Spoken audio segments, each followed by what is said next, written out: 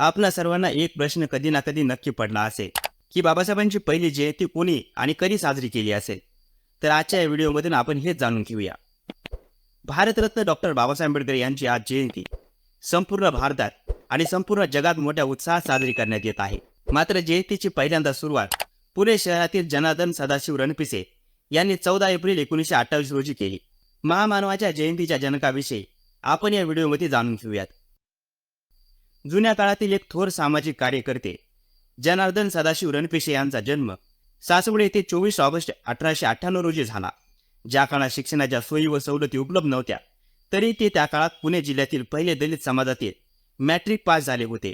यातच त्यांचा मोठेपणा आला.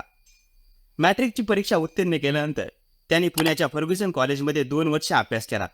1918 ते 1921 पुढे त्यांनी सन्मार्गदर्शक मंडळाची स्थापना करून सामाजिक सभा, संमेलने, मौलिक व्याख्याने, नाटके, प्रौढ साक्षरतेकरिता रात्रीचे वर्ग चालविले. सोबतच व्यायामशाळा काढून तरुण सुशिक्षितांमध्ये नवचैतन्य निर्माण केले.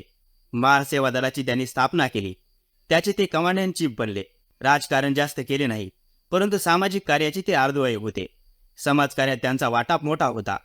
पुण्यात डॉक्टर बाबासाहेब आंबेडकरांना मानपत्र, 3000 रुपये प्रेस फंड, 5000 रुपये इमारत फंड जमिण्यात त्यांचा फार मोठा वाटा होता.